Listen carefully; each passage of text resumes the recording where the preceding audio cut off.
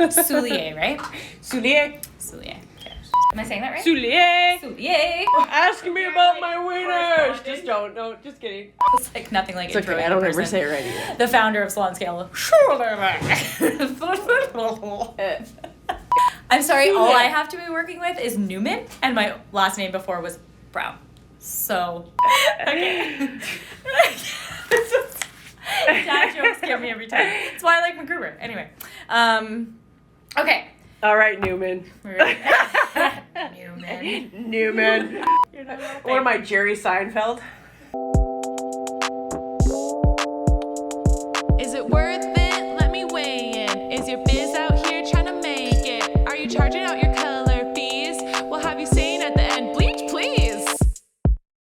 Hey everyone, and welcome back to Bleach, Please. I'm your host, Mandi Newman, and I am here with the star of the show, the one, the only, Alicia Soulier. I cheers myself. Yeah. Hi. Okay, so I think on today's episode, we are going to talk about my first experience behind your chair, and then what it was like for you versus what it was like for me, or maybe just a client in general who's a brand new client for you. Done. And we'll talk about the fees associated with salons, with the different different pricing, and we'll go from there. Does that sound okay? We're going to spill the tea today. Cool. Just make sure that, you still like me by the end of this. Oh, I can't promise that, but Okay. we'll see. All right.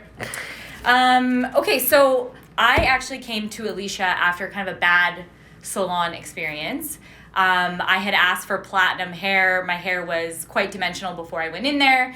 And when I came to Alicia to keep it pretty short and to keep it respectful, my hair looked like I had potentially box dyed it myself. It wasn't all platinum, shocker. And I had basically came to her because a friend referred me. At the time, she wasn't actually taking new clients, so I felt real special. She's always been a star, so she was a star back then as well behind the chair. So I came to Alicia, I basically was like, please help me, please fix it, and I don't really care what the price is. So I might not be your common client, but I basically came with a box dye that she had to fix. So my memory of it is she was really transparent about the cost. She told me it would probably take more than one session. And I honestly don't remember much else about the session other than being really happy with the result, considering. And I remember we didn't gossip. We talked a lot about business. We talked a lot about what I did for work. And you talked a lot about your salon, and your passion really shone through, like about your staff and how you ran your business, and I really appreciated that. So maybe you can talk about what your experience was with a new client who comes to you with maybe a picture or maybe with a botched dye job from a different stylist or salon, and how you would handle that. So, okay, so Mandi's your classic customer that comes to you out of, despair. Like, they're frustrated and someone just, screwed up their hair. And so, the pressure's on. Yeah. It's like, you don't have time to train. You got to just win the freaking Olympics, on this. So, you have to do a little bit of a game plan, which is how do we distract ourselves from what all the problems and focus on one main problem. So I think that's kind of really where I kind of played this up, was just what is the one win I know I can do? What is the one thing, what is the thing I'm going to knock it out of the park that I know she's going to be great with? And is it color, is it a cut? You got to pick one of those things, because it's really hard to do the whole package, especially when it's the first time you're ever touching this head of hair. It's the first time you're getting, familiar with the hair. So I think, it starts with just having that conversation. So spend a lot of time in the consultation. That's what I did with Mandi, was who are you? Where do you work? Do you wear your hair up all the time? Are you active? Do you go out all the time? Because the last thing I want is for her to have those moments where she's living her true authentic life and having a reminder of her hair every day, how it doesn't fit her lifestyle. Right? That's the worst thing you can do. Yeah. And if Mandi came to me and was I want to be platinum blonde, blah, blah, blah, I would have been that doesn't fit your lifestyle, because I know Mandi now. Yeah. But here are some ways that fit your lifestyle. This is how we can kind of make it work into your lifestyle. So let's have a conversation about that. So spending a lot of time with you, what I discovered was what Mandi was actually asking for. Her results were in the complete opposite direction. And Mandi is successful and she's driven. And so I really wanted to spend some time with you and talk about those things and how we can connect as people. Because really it was the connection no matter what I can do, I know that will be a first thing. That's the first slice that she needs. It's like if she's going to invest her time and her money, especially like 3-4 hours of her time when she's running all this other stuff, then I need to make sure like she values the time in the chair. So no matter if I have like a little a bleed or whatever, she's going to come back. And she's not going to tell the whole world of like what I did. Yeah. So spending a lot of time with the relationship building process, in the consultation process. But when we went there, we're that's what I said to you. I was like, we need to focus on one thing. Are we going to focus on being blonde in the front? Are we going to focus on blonde in the back? Like, I can only do one of those things right now. Mm-hmm. I can only give you a third of the puzzle that you want, Yeah. And so focused on the relationship, we focused on like face framing. I like right from the get-go was like, let's enhance the front so that what you look at every day, you're going to be really happy. Yeah. But I need you to be booked in like within 4 weeks so we can do the rest of it. Yeah. Because at the end of the day, you're a walking billboard to me. Yeah. And you were very special to me, just like every other customer. But the even though when it started out, like you have those clients that are like, no one can do this right. She just needed to be heard, and her hair needed a different type of attention. And then the value that she has in the community and who she is and who she's around about, I just could see how if I make her happy and I could really listen to her, then my business is going to grow exponentially. Yeah. Like I knew the value of that. So literally I was like, I don't care. I'm going to invest this time because all you need to do is be heard, and your hair just needed a little bit of attention in small little increments. Yeah. So we built that puzzle piece, built the relationship, and then we were able to kind of move it out. But most importantly, it's like I wanted to like date you before we got married, right? Yeah. And so it's I a think relationship. we just wanted to date a little bit. Yeah. So don't do it all. Don't go to the altar right away. Don't like bleach someone's hair out, give them a crazy color. Like just date people, because at the end of the day, it's their livelihoods. Yeah. It's their every day they have to wake up. And I hope that they're like, oh my God, I love this. She or he is amazing, instead of being like, F this. Yeah. Isn't that a good analogy? It's like dating. Honestly, with your stylist, it really is, because you need all those components. You need the relationship building aspect. You need that transparency piece. You need to have the conversations up front and not to pretend to be somebody that you're not. Because as we all know, when you're in a dating situation and you're on and you've maybe looked into the person and you're trying to be who you think they want you to be, it's like that only ends up biting everyone in the ass in the end. And so I think that that's such a important piece with clients is like, absolutely. I mean, we're talking about service fees today. Yeah. And I mean, even for someone like me, and we're just using me as an example because I think I'm easily a lot of clients that you see. And that is that my expectations are never crazy if I'm able to have the conversation and feel heard.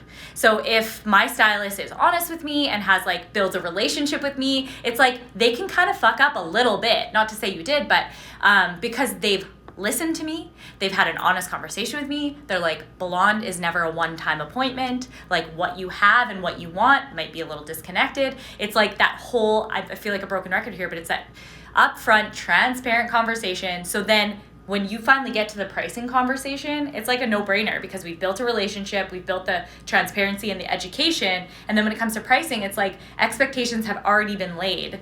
So then when you get to pricing, it's like, okay, first appointment's going to be this, second appointment's going to be this, and ongoing maintenance is probably going to be this. Does that make sense to you?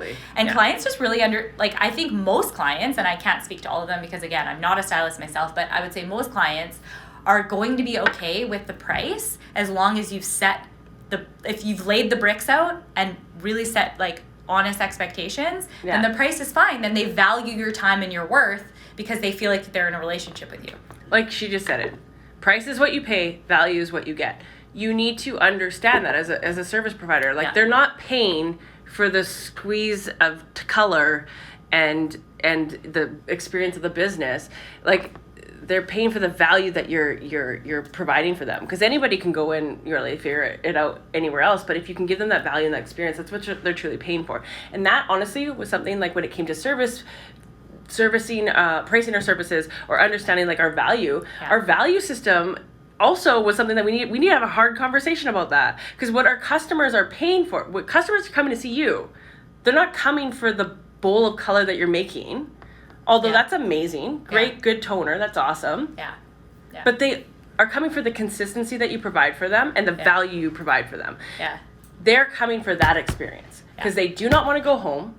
These customers do not want to put their own color on their own heads, And they don't want to see a new stylist every 3 months. They want to see you. They want And don't you consistency. think it's also like a trust piece too? So I think a lot of the times the conversations need to be kind of like laid on the table. So there have been a few times where initially I saw Alicia and then she had trained somebody who's amazing. She's super talented. We'll have her on a show at some point. Her name's Nicole, and she took over. And it's not perfection. So I think that there's like this common misconception that these like talented stylists are perfect.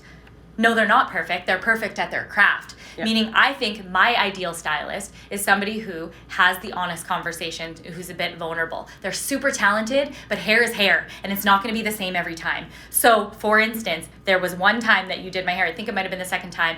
And before I even had to say anything, we had built that relationship in a quick period of time, and my hair was a little bit brassy when you finished. And you could see it on my face, and you could see it in my hair. And you said, I didn't achieve the look that we were going for. I'm going to have to take another, either now or you come back tomorrow, we're going to have to tone it again. So it's not perfection. It's having the conversation, having the trust built with the client so that things like service fees and things like having to retone, like not a big deal. I only remember that memory because I remember thinking, well, fuck yeah, like one of the most talented stylists in the city is questioning her own work and making sure that she's fitting what I need, not what Alicia, in your mind, I'm always going to see brass. So in fact, it probably wasn't that brassy, but she was thinking how I would think. And she was like, I think it looks great, but I know that Mandi wants it to be almost gray.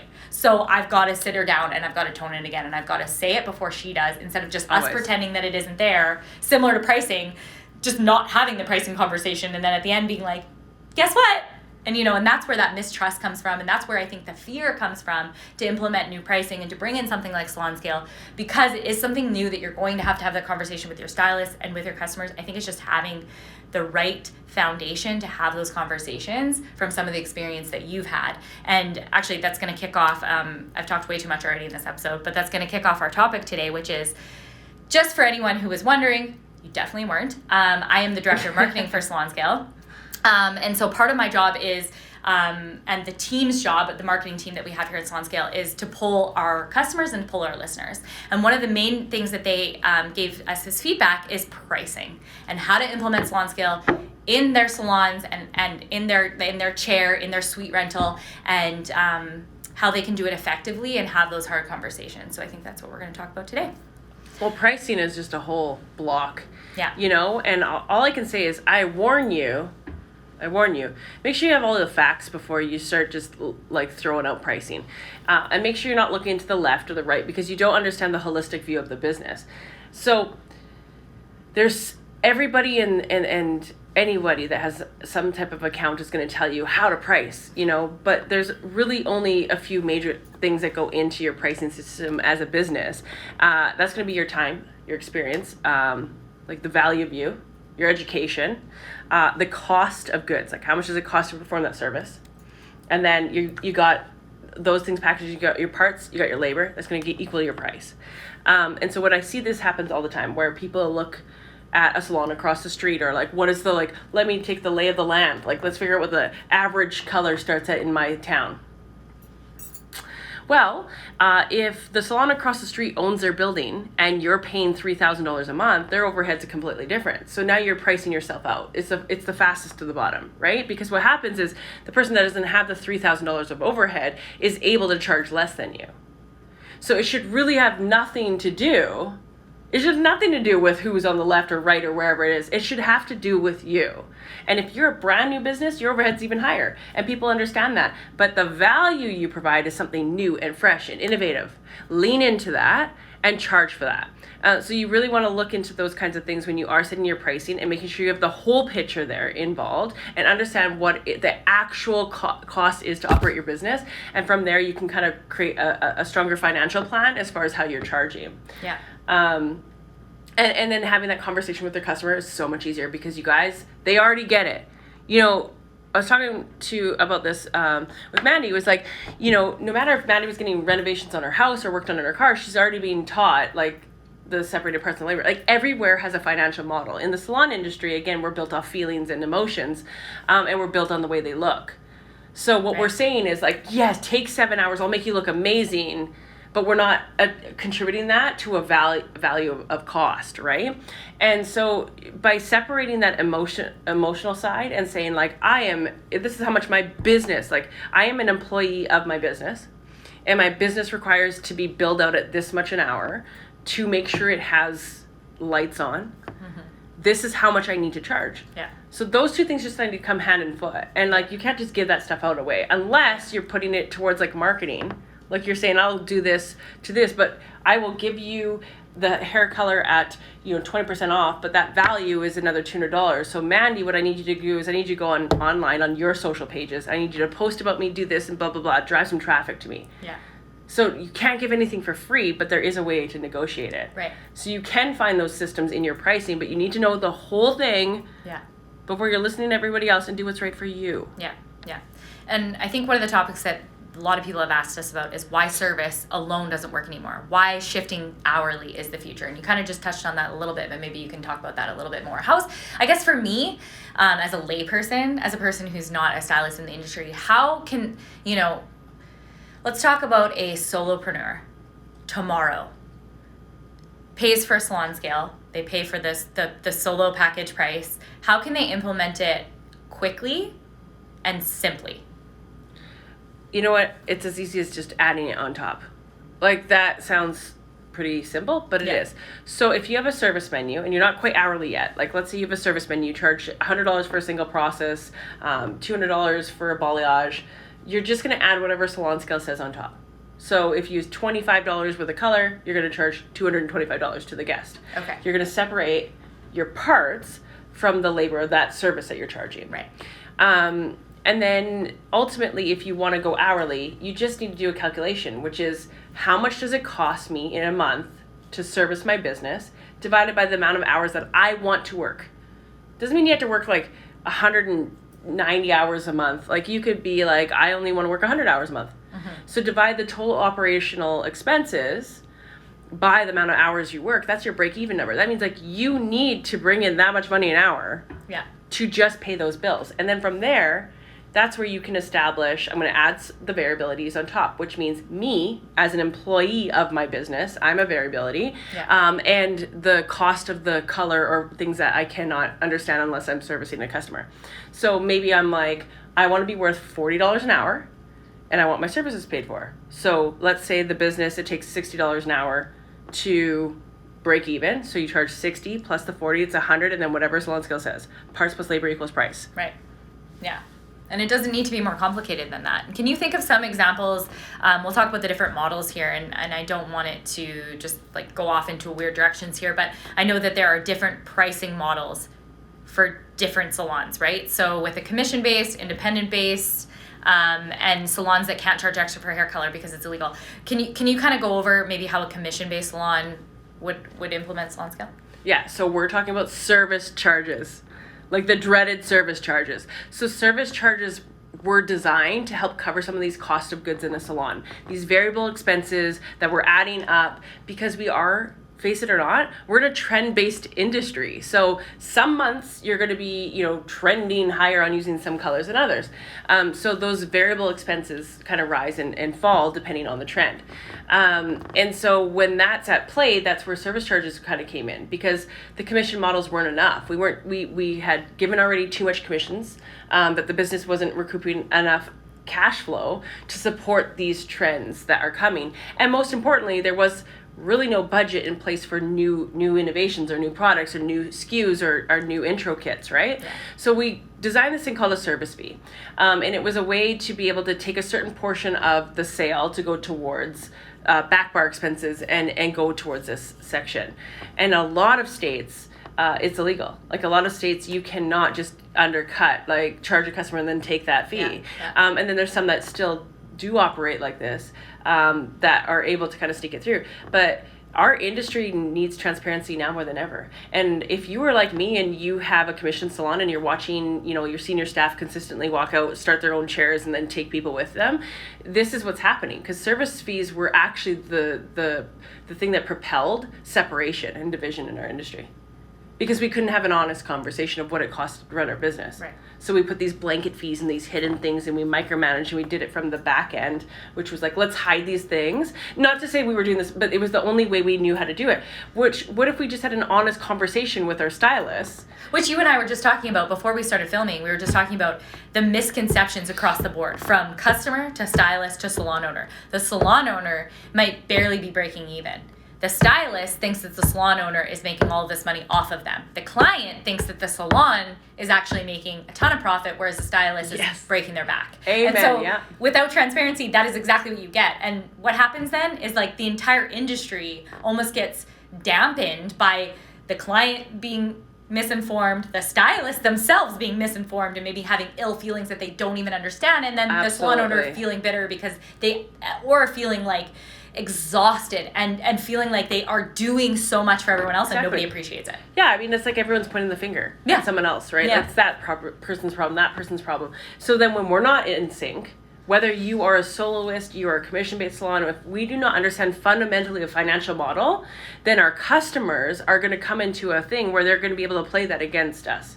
And not to say that, like, they're malice, they're going to come from that mindset, but that's where they'll be like, well, so-and-so does it so much cheaper. Or they're going to control your pricing because you're not in control of your own pricing. Yeah. How the hell do you expect a customer to come to you and accept your pricing if you're not even in control of that pricing?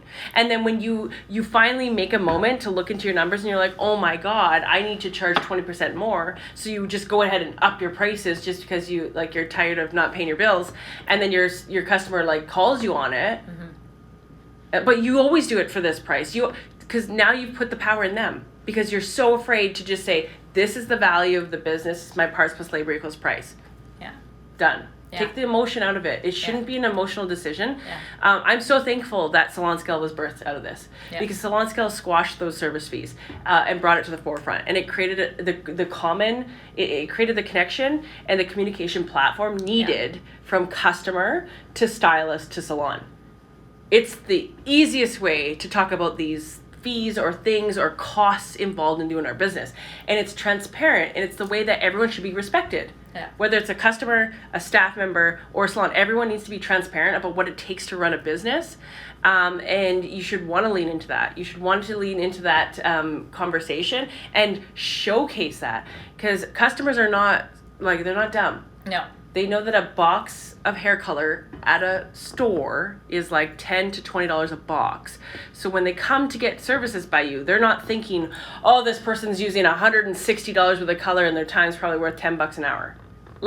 No. None of them are thinking that way. They're thinking about the value that you're providing, which is the experience and the talent. Yeah. And the application, like the way that you can foil it. And the way that you can treat them, make them feel, and also just the time that they don't have to put in it. That's what they're paying for. They're not paying for the product. No, they're not. No. Yeah. And so I think if you have those transparent conversations, and you don't make it more complex than it needs to be either. I think a lot of the feedback that we often get in the community with customers is the pricing conversation. I think a lot of that comes from maybe fear. And so the fear leads to complicating it. And I think that that's why we have such a good customer service team on Salon Scale. And again, sponsored by Salon Scale. Just a plug for us because it is our community, and of course we're going to talk about what we do and our why, and that is simply that the customer service team is there to help you. We're not there to help you learn how to use a Bluetooth scale because everyone can turn on a Bluetooth scale. Maybe not me, but most people can. But we're there to help you change your business. In a cheesy way, in a dad joke way, we are here to help you scale your business and stay profitable in 2021 and forward, coming out of COVID, coming out of all of these things. I mean, COVID's almost been a good thing for the industry because it's really made everyone take a real hard look at how they're charging, how they're pricing, and nobody just wants to break even. Nobody goes into business and thinks, I really just want to break even or upset my staff or upset my customers. It's like, how can we all win? And Salon Scale's whole movement is, we want to put more money back into salons and into suite owners and into solopreneurs. And that's the whole reason that we're having this episode, to talk about service fees. And we do actually have a lot of resources around pricing and around service fees. And Alicia herself often gets on calls to have this conversation, and she's more than willing to do so. For anyone listening here, I'm going to volunteer her because I think having that clear communication around just removing the complexity when it comes to charging, and the whole idea behind parts and labor. It's not a new idea that Salon Scale came up with. It's something that I think the industry needs, and that it's needed for a long time. And It's great that Salon Scale was able to do that, introduce that. Yes. Yeah. You know, honestly, just to kind of follow on with that, is that it is about that transparent movement, and transparency is the newest currency to build trust. So when you are struggling with that communication with your staff, Salon Scale will be there. And if you're an independent stylist alone and you don't have a boss anymore, you're your own boss, Salon Scale will empower you to charge the right way. And ultimately, we are that kind of business in your pocket that will allow you to make sure that like all the things that you're using is being covered, and all you have to do is show up for you. You just have to value yourself. We'll do the rest. Value you, we'll do the rest. We'll have the hard conversations because we'll make them transparent, and believe that your staff is strong enough and educated enough to understand the costs involved in business. And ultimately, we're going to grow a better ecosystem of stylists and salons this way. And just all I ask is, plant the seeds of the next generation of success. We need to all do our part to plant these seeds so that we can grow a foundation that is actually sustainable, and that it's built off the salon owners and the stylists that truly defines our success, not what the manufacturers and brand want us to do, what we need, what our needs are. So that's truly what we do. And we are a software that is not taking from you, which I love because I don't want to be another expense on your expense line. I want to grow your revenue. I want to grow your empowerment, your success, your freedom, your transparency. I want you to have all those values in your life. And most importantly, I don't want to take, I want to give. So that's truly what Salon Scales do. It's gonna grow you, most importantly, and the cash flow is like a bonus. Yeah, of course it is. And as a customer, and now working within Salon Scale, I can say that even any of the marketing that we do, Bleach Please, this community that we're building, the marketing that we're doing is we're trying to take the same standpoint. It's not some sort of catchy marketing message. It's not some sort of like dupe. It's like our marketing is all around our community and having the honest conversations, having the vulnerable conversations, and building just a community that have all had those really transparent, real, vulnerable conversations about pricing and about business. Because at the end of the day, a salon, a solopreneur, a suite owner, no matter how you price, we all are just trying to provide value, right? We're trying to provide value as Salon Scale. We're trying to provide value as a salon owner. We are trying to make the customer happy, and the customer just wants to make sure that they understand. So I think it's just a cycle, and Salon Scale is just a part of that. Absolutely. Service charges are very difficult to explain. So let's move into the new generation. Let's move in, and that's what we're created. We're created by stylists for stylists, and we by together we can truly change this. Let's create a transparent movement. Let's create a Salon Scale movement, because ultimately we are going to empower the next generation of success. So that's ultimately where we're going for, and we're super thankful to have opportunity to speak about it and to chat about how we can empower you today to not have to do old archaic systems, but to do what's right for the modern day salon owner today. Absolutely. And I think we'll wrap things up there. So thanks everyone for joining us today, and we'll see you next time. Is it worth it? Let me weigh in. Is your biz out here trying to make it? Are you charging out your color?